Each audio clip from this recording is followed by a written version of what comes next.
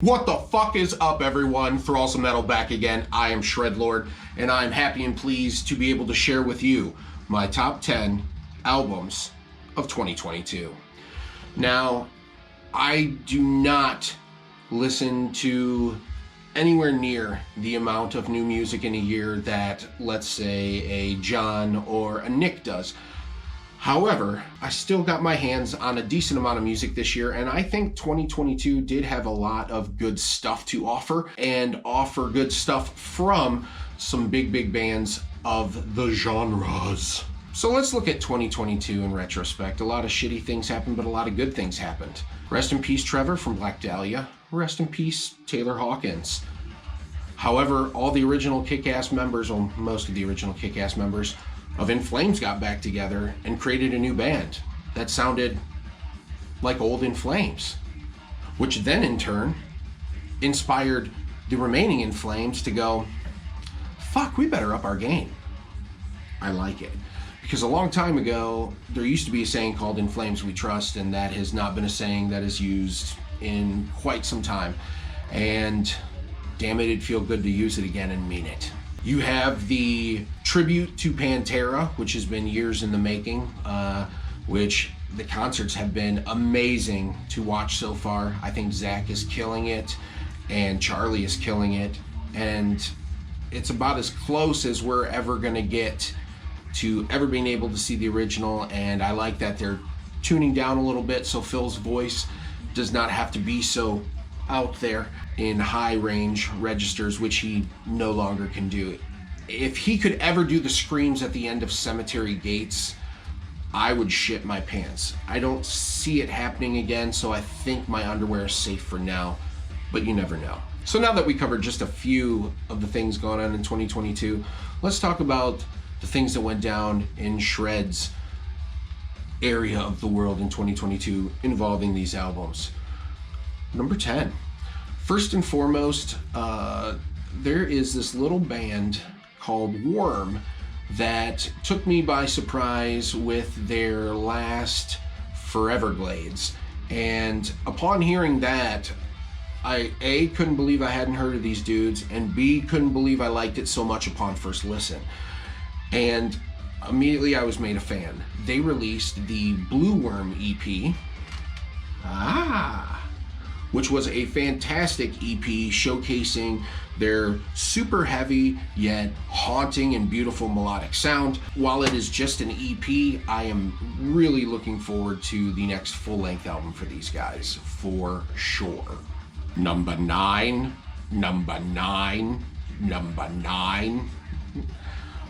There's this little band in metal known as Lamb of God. Now, true story. There is a yearly festival where we live that basically everybody just shows up to drink beer and eat food, and it's a great time. I once wore a Lamb of God shirt to that event one weekend in years past, and an old lady, I shit you not, thought it was a religious shirt. Lamb of God, yes. My son, yes ma'am, yes ma'am. Thumbs up, you know. I'm a very polite guy, especially to the elderly, of course. Be respectful, don't be a dick. And I giggled my ass off when I walked away from that lady, because I could not believe, with the Grim Reaper and the scythe and everything, like literally, God bless the elderly. They're great, aren't they, folks? They're amazing people. And now I have a story that I forever could tell you. And now that you know that small bit of useless knowledge from my life, let's move forward with that point. Lamb of God's last album, Omens. Now, the album before it really was a miss for me. I think that they just played it super safe, went with a formula, and just said, let's just knock this album out. This I feel very differently about. There were some new things I think that were incorporated into this album, a little bit of new sounds. They, of course, at the core, they will always be Lamb of God. When I put on a Lamb of God album, I always expect a certain sound and a certain level of intensity, and they always deliver it. But this album felt like it was a little bit more re-energized, refocused, a little bit more creative. And for that, I think that while it still plays very much into the lines and boxes of a Lamb of God album, it definitely is a strong album from them and has a lot of kick-ass headbanging riffs on it. 8 is great. Masturbate. Sorry, that's all I could think of that rhymes with 8 because I am a deviant. I apologize. But 8, nonetheless. Revocation Netherheavn. Dave Davidson is a gift to the guitar world, and anytime that Revocation releases an album, it is a masterpiece in technical efficiency. And what's cool about him is he comes from a similar background of, like, let's say an Alex Skolnick, where very metal, but their second love is other music, mostly jazz. Very much into jazz. I'm sure they're into other stuff, but they both are very much into jazz and old school jazz guitar and stuff. And if you listen to both of that music, and if you're a guitar player on top of that, I think you can really hear how the runs of a jazz guitar can incorporate themselves so well into metal music. And you wouldn't believe it, but they are very much similar if you break it down. The technical prowess not only, but the composition, you know? You can play 100 miles an hour for an hour, but that doesn't mean it's a great album. I think what Revocation does really well is that they produce good, heavy songs that have enough technical prowess and technical precision to really separate them from a lot of their peers, but their composition never lets that stuff get so far out of place that you lose touch of the song. So I thought this was an excellent output by them, and once again, anytime Davidson puts out a album with Revocation, I want to hear it because it's usually pretty fucking good. Oh, thank heaven, 7-Eleven. The halo effect, my good people, the halo effect. This is what I was talking about. In Flames, most of In Flames, decided, fuck it, let's put out some badass old school type music like we used to, and Days of the Lost is what we got. And it's really cool. Once again, it's just what I said it was. It is a throwback to a earlier band that used to be incredibly influential and popular, and bringing back a lot of the fucking badass Swedish melodic death metal tropes that they basically created or helped create. I thought for a debut album, this was killer. It was nice to hear Jesper Stromblad come back and just write a bunch of killer songs. I think he did a great job, and this is definitely one for any mellow death fan. Pick it up because this is the roots, baby. This is some of the good stuff, the great stuff. Number 6. See what I did there? I did not plan this, but there could not have been a more perfect number 6 album for me, because my boys Fenris and Nocturno in Darkthrone. Astral Fortress, how fitting, 666. These gentlemen never disappoint either. They pretty much do, in my eyes, they pretty much can do whatever they want, and they have a free pass because it is always cool sounding and always interesting to me. If you've ever listened to this band, you know that they never stick with the same thing, usually more than once or twice. They'll go back and touch up on things, but every album is like an unknown gem, and this one was no different. It does what they do best. They are black metal, rock and roll, heavy metal wizards, and I don't want to say, what's a male seamstress? Because they weave so many cool things together and make it uniquely Darkthrone. Male seamstress, a seamster? I have no idea. I know I'm blanking on whatever the hell it is, but that is least important of what I'm talking about right now. Nocturno and Fenris pretty much are early pioneers of black metal, and to this day they are still putting out quality music, whether they decide to be it black metal, black and this, black and that, it doesn't matter. One of the best two-man groups you'll ever have, period, end of story. Staying Alive, number 5. I'm sorry, I have to rhyme everyone. I apologize. Number 5, the new Zentrix album. 7 words. I came to this album late. I was a late bloomer to this album, and this album just came out not too long ago. It was a late year release. However, these guys are underground legends of thrash, and what I love about them and what I love about this album is they combined really cool thrash with a little bit more of the dual Judas Priest, Iron Maiden kind of harmonies than some of the other thrash metal bands. And because of that, and some of the more polished production compared to, once again, some of the other thrash bands that just want to be raw, they have a nice polished, futuristic sound at times.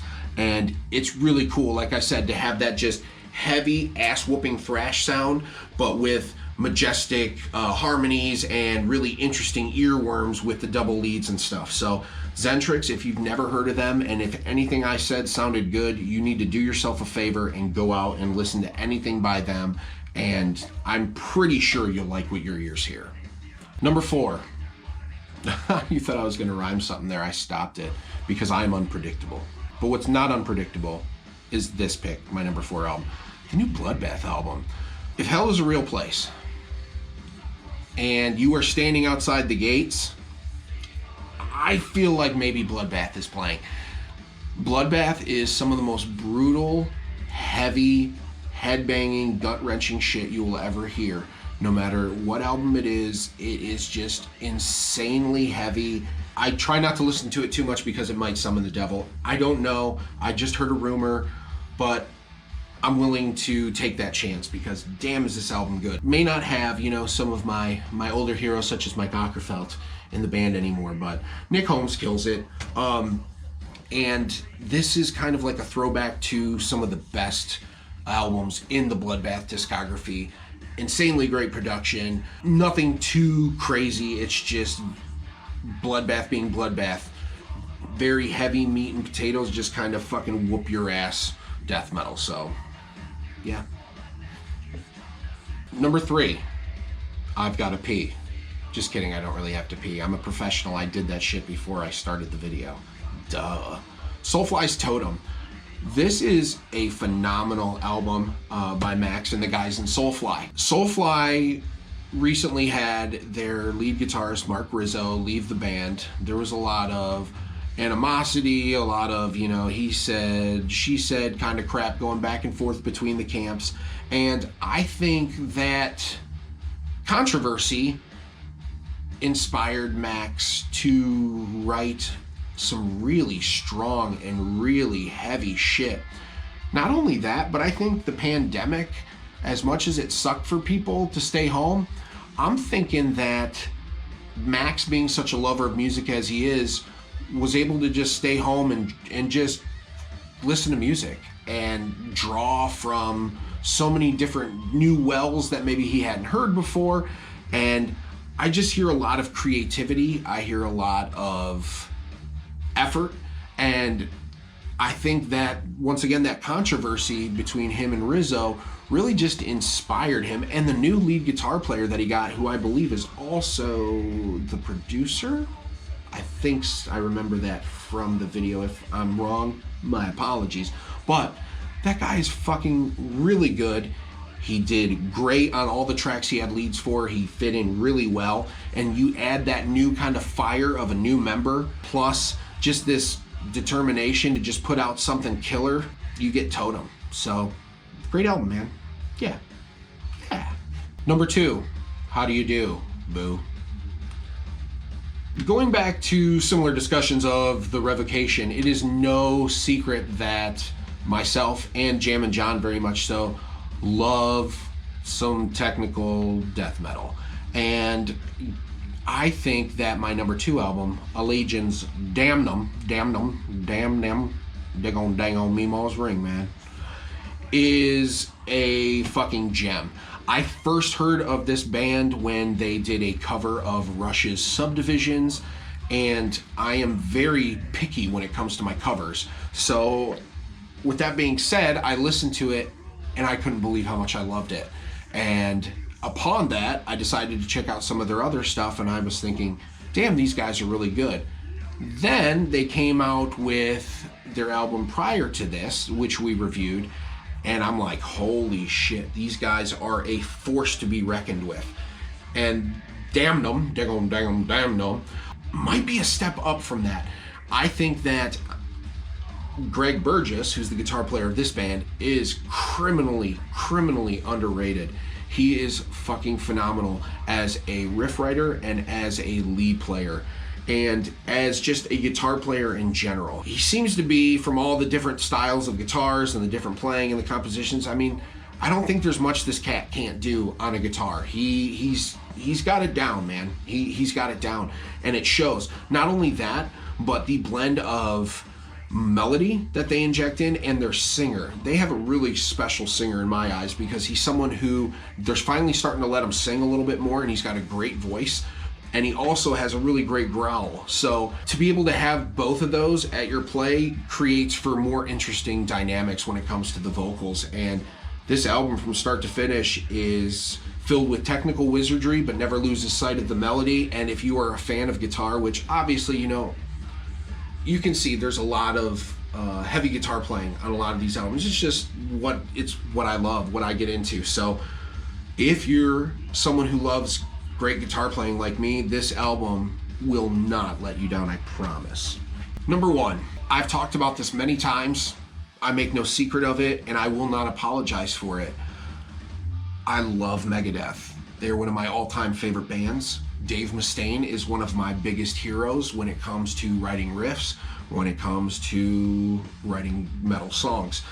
I think the lead guitar players he's had in his band over the years are some of the best guitar players on the scene. And still, I mean, Marty Friedman, I don't care if you like Marty Friedman or not. I don't care if you like his Japanese music. If anyone says he's a bad guitar player, they are clearly ignorant. He's one of the baddest guitar players ever, and one of the most beautiful guitar players ever too, man. He has a sound and a voice all of his own. Chris Poland is a bad motherfucker who still rocks out, and his work is all over Megadeth's early albums. The System Has Failed, all over that album. He's fucking just shredding ass. Jeff Young, you have Glenn Drover, who is a fucking wizard who used to play with King Diamond. Dave Mustaine, controversial or not, is one of the best musicians in the genre. He is one of the masters of the riff on Mount Riffmore. And anyone who says differently is silly. Sorry. So with that being said, my number 1 album is Megadeth's The Sick, The Dead, and The Dying. I'm a self-proclaimed Marty Friedman fanboy. He is my favorite lead guitar player Megadeth's ever had. That will never change. However, Kiko is probably the closest I'll ever get to liking someone as close to Marty. Not only is Kiko an amazing guitar player, he just seems like a super cool dude. And when people are real cool and have a great personality, you kind of get behind them and you're like, yeah, man. With that being said, this album is amazing. I try not to hype myself up too much anymore. I couldn't help myself with this one, but with doing reviews now and such, you try not to set a tone, whether it be good or bad. You don't want to, what if an album's better than you want to give it credit for, but because you have this preconceived notion in your head, so you just got to lose that kind of shit.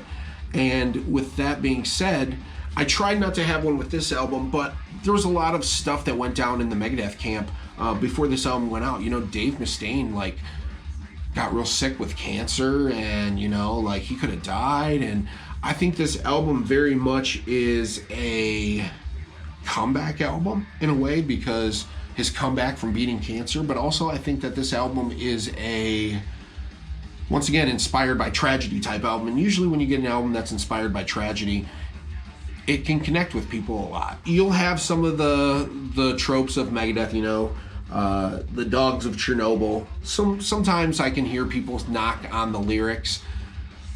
It is what it is. That's his style. It doesn't bother me. I don't care if, you know, a line here or there sounds cheesy.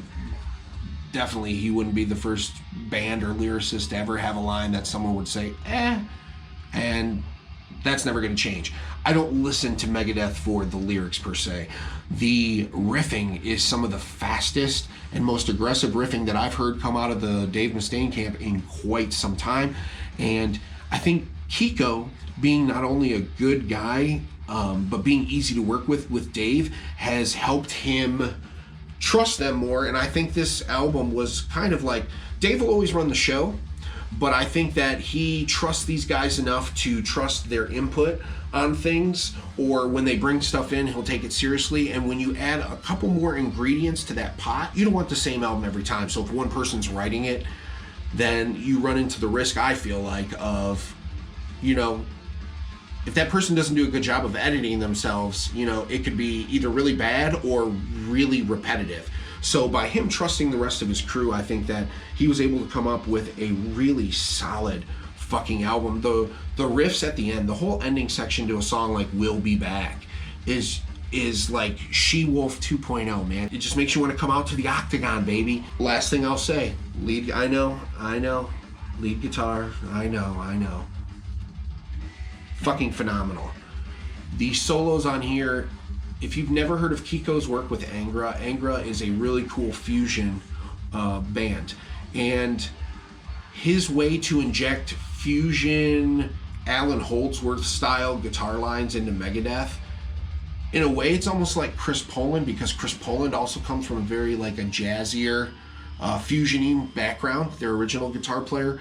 But Kiko is a little bit different in his execution and in his technique, so it has a different feel and a different sound to it, but it just fits Megadeth so fucking well, because that guy can drive 100 miles an hour and stop on a dime and do a 180 and turn right back around and drive 100 miles an hour the other way without even thinking twice, and it is so awesome to listen to. So, with that being said, I'm sure my list wasn't as diverse as some of the others here, my brothers on this channel. However, this is what I've listened to this year, and damn it, I like it. So, if you like this review, please give it a thumbs up, and if you're not subscribed to the channel, please do, because we want to welcome you into our family, but also you'll be notified when we do new videos, new content, all this stuff, and we pretty much do stuff like this all the time. Also, if you'd like to help us out, there's a link down below to our Patreon. We also have our website where we sell some Thralls of Metal merch. Maybe that last minute late Christmas gift that you want to get your beloved one. Thralls of Metal. Nothing says love like Thralls of Metal.